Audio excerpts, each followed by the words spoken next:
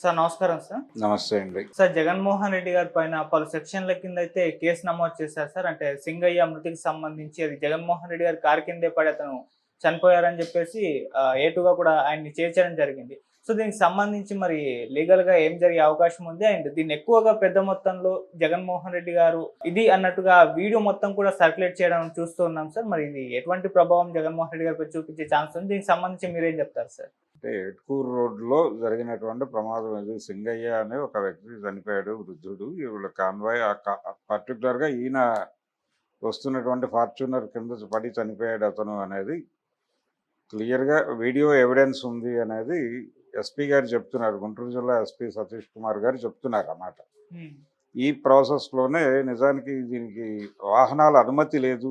3 వాహనాలు అని, తర్వాత 14 వాహనాలతో కాన్వాయ్ వెళ్ళినా అడ్మిట్ చేయొచ్చు, కానీ ఇది 50 వాహనాలతో కాన్వాయ్ వెళ్ళటం జరిగింది అనేది ఆయన చెప్తున్న వెర్షన్. సతీష్ కుమార్ గారు చెప్తున్నటువంటి వెర్షను. అయితే ఈ క్రమంలో పేర్ని నాని, అలాగే విడుదల రజనీ లాంటి నాయకులు కూడా ఉన్నారు. వైవి సుబ్బారెడ్డి వీళ్ళందరూ కూడా ఉన్నారు దానిలో. వీళ్ళందరినీ కూడా కేసు పరిధిలోకి తీసుకురావడానికి ఏదో ప్రయత్నం జరుగుతున్నట్టుగా వార్తలు అయితే బయటకు వస్తున్నాయి. కానీ నిజానికి ఈ సంఘటనకు సంబంధించి జగన్ని చూడటానికి, లేకపోతే జగన్తో తమ ఇబ్బందులు చెప్పుకోవడానికి కావచ్చు, ఏదైనా కావచ్చు, జనం రోడ్డు మీదకి రావటం అనేది ఒకటి జరుగుతుంది. రెండోది కార్యకర్తలు కూడా మొబలైజ్ చేస్తారు. అంటే మాబ్ మొబలైజేషన్ అనేటువంటి ఒక కార్యక్రమం అనివార్యంగా జరుగుతుంది. అంటే నేను వచ్చాను, అక్కడ జనం లేరేంటి, నిర్జనంగా ఉందేమిటి అంటే పొద్దున్న నాయకుడు లోకల్ పార్టీ లీడర్స్ని నిలదీసే ప్రమాదం ఉంటుంది. అందుకని వాళ్ళు కూడా మొబలైజ్ చేస్తారు. అయితే ఉన్నటువంటి ఏరియా, దానికి లిమిటేషను, ఈ వెహికల్ మూమెంటు, దానికి సంబంధించిన ప్రాపర్ కేర్ తీసుకోకపోతే చాలా సందర్భాల్లో ఇలాంటివి జరుగుతాయి. ఇప్పుడు రాజకీయ సభలు జరిగినప్పుడు అక్కడ వేదికలు కూలి జనాలు చనిపోతూ ఉంటారు చాలా సందర్భాల్లో. ఈ మధ్య కాలంలో కూడా చూసాం మనం. తెలుగుదేశం పార్టీకి సంబంధించిన ఒక వేదిక కూలింది. మరి వాళ్ళ మీద క్రిమినల్ కేసులు పెట్టి ఇదే లెవెల్లో హడావిడి చేశారా అనేది ఒకటి చూడాలి. ఇలా జరుగుతాయి. అప్పుడు అంటే చాలామందికి కొంచెం ప్రామినెంట్గా గుర్తుండే విషయం ఏంటంటే, గోదావరి జిల్లాలో రామారావు గారు ఎన్నికల ప్రచారం చేస్తూ ఉండగానే జనాలు ఆయన రావటం 2 గంటలు 3 గంటలు లేట్ అయినా అక్కడే కూర్చునేవాళ్ళు, అక్కడే వంటలు చేసుకుని అక్కడే ఉండేవాళ్ళు రోడ్ల మీద. ఆయన ఏం చెప్తాడో వినటం కోసం అలా వెయిట్ చేసేవాళ్ళు జనాలు ఓపికగా.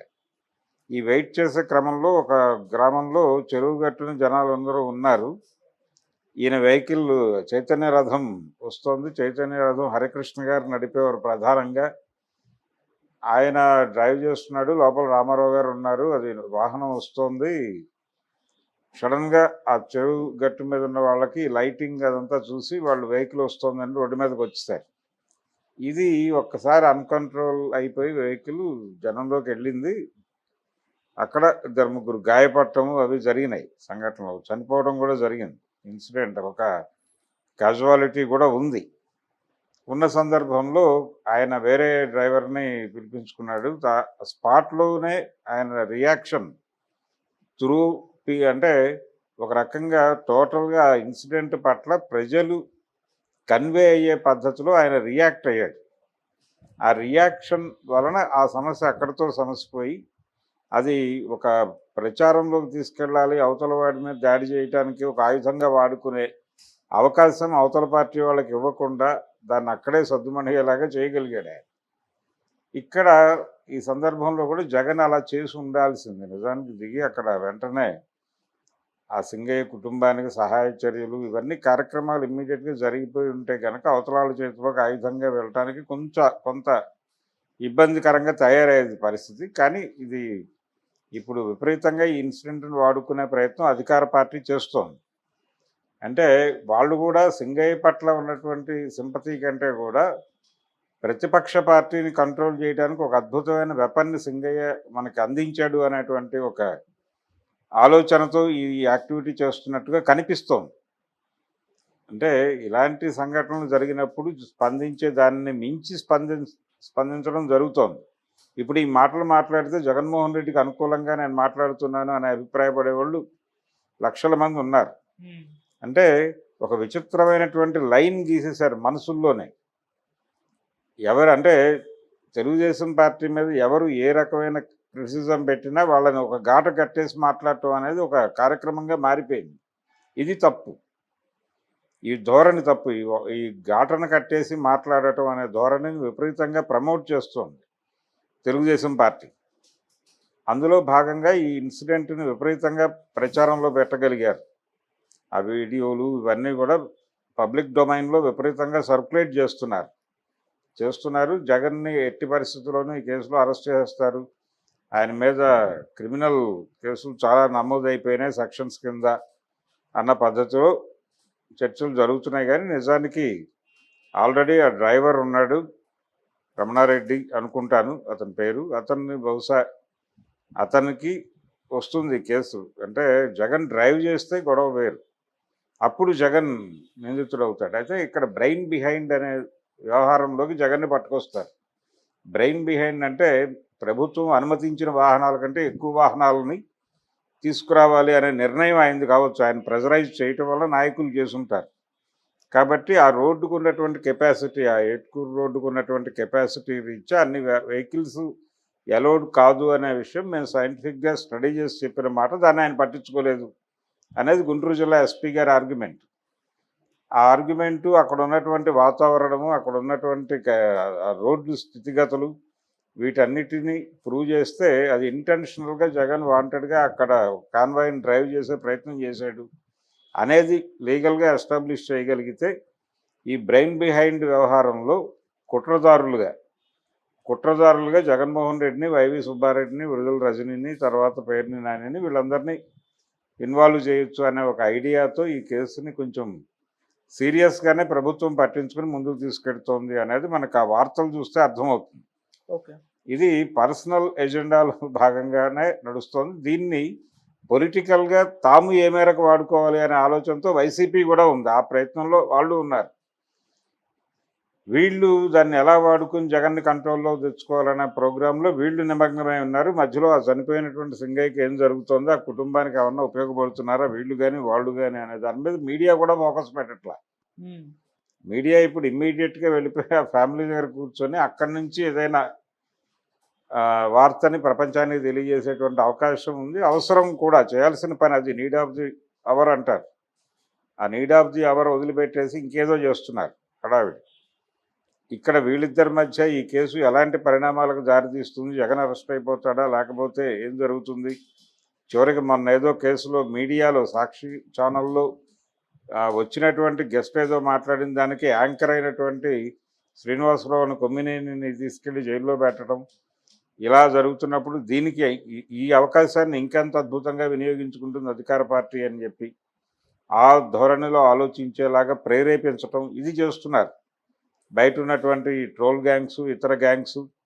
అంటే పబ్లిక్ ఒపీనియన్ని బిల్డ్ చేసేటువంటి ఆర్గనైజేషన్స్ చాలా పొలిటికల్ పార్టీలకి ఏజెన్సీలుగా పనిచేస్తున్నాయి.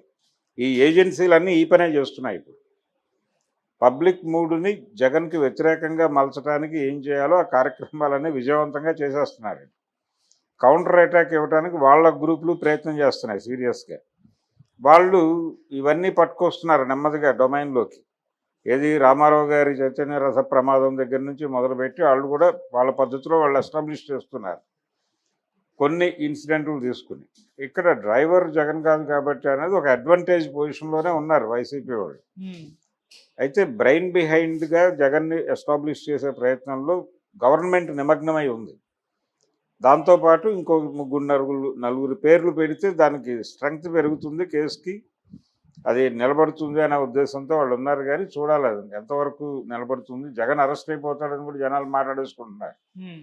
అయిపోయింది, 307 కాదు 302 కింద బుక్ చేస్తారన్న పద్ధతిలో జనాల్లో ఒక చర్చ ఉంది. ఈ చర్చలు ప్రేరేపించే పద్ధతిలో వార్తలు సర్క్యులేట్ అవుతున్నాయి.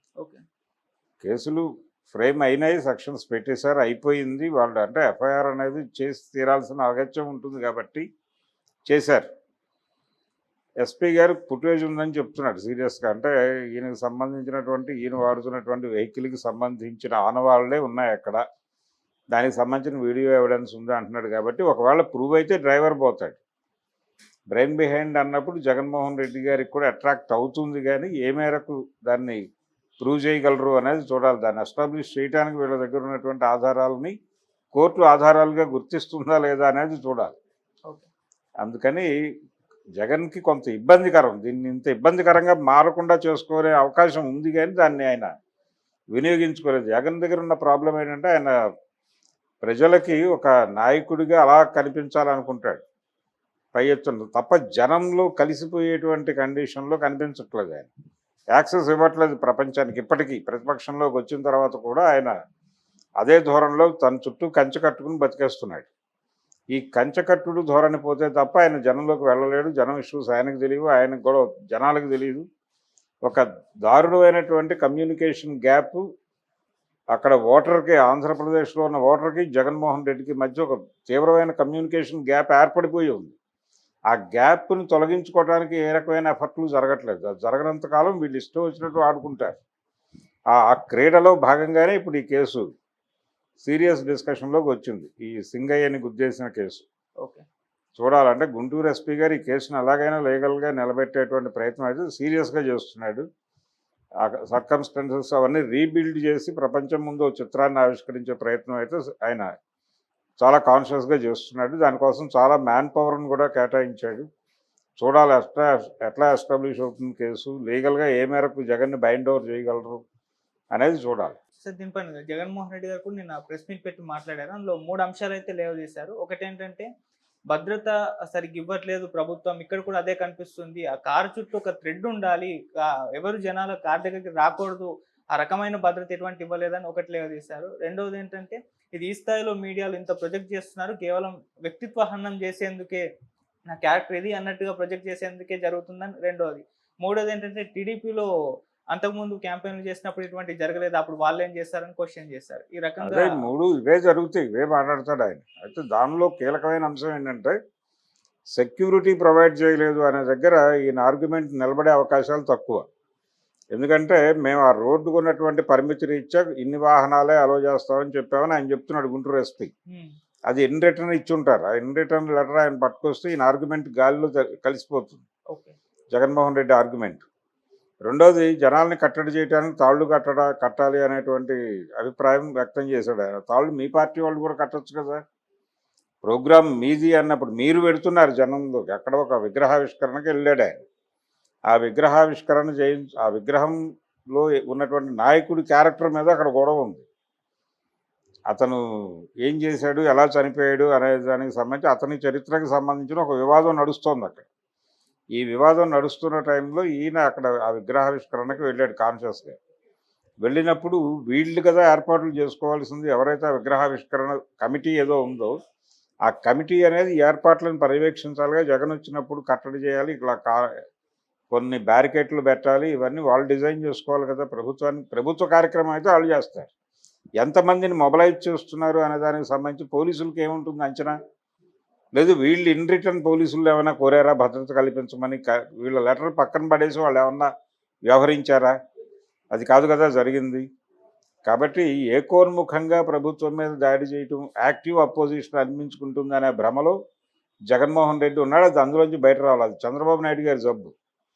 ఆ జబ్బును మీరు వంట పట్టించుకుని మీరు ఇష్టం వచ్చినట్టు బిహేవ్ చేస్తే మారిన పరిస్థితుల్లో మారిన ఎత్తుగడలతో వెళ్ళాలి. మారిన సమాజంలో మారని, అంటే ఎప్పుడూ ఆయన వాడాడు, సక్సెస్ అయ్యాడు కాబట్టి అదే పట్టుకొచ్చి నేను ఇప్పుడు కూడా వాడతానంటే కుదరదు కదా. మారిన సమాజంలో సర్కమ్స్టెన్స్ని బట్టి మీ వ్యూహాలు, ఎత్తుగడలు మారాలి. అలా మారినప్పుడు మాత్రమే పబ్లిక్తో మీరు కనెక్ట్ అయి ఉంటారు. అది మర్చిపోయి బిహేవ్ చేస్తున్నాడు అతను. కొంచెం దూకుడుతనము ఇలాంటివి మొన్న ఆ విషయంలో కూడా అలాగే చేశాడు ఆయన.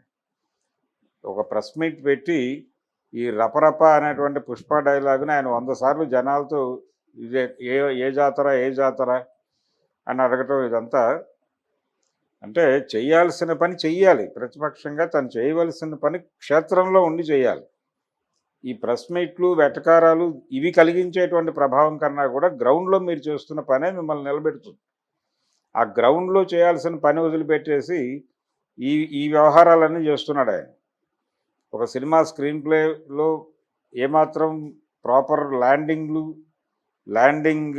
ల్యాండింగ్తో పాటు కథని ఎక్కడ లేపుతున్నాడు, ఎక్కడ దించుతున్నాడు, దీనికి సంబంధించి ఒక క్లారిటీ ఉండాలి స్క్రిప్ట్ రైటర్గా. క్లారిటీ మిస్ అయితే సినిమా ఎంత గందరగోళంగా ఉంటుందో అంత గందరగోళంగా ఉంది జగన్మోహన్ రెడ్డి గారి గొడవ.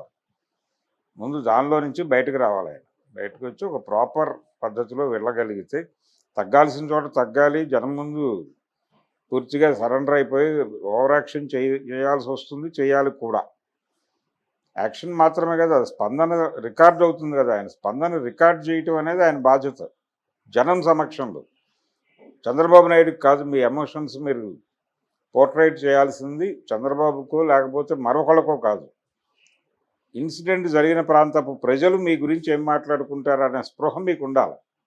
ఆ స్పృహ ఉండి వాళ్ళతో కనెక్ట్ అయ్యి వాళ్ళతో కలిసి ఆ సమస్యను పరిష్కరించడానికి అక్కడే ప్రయత్నం చేయాలి.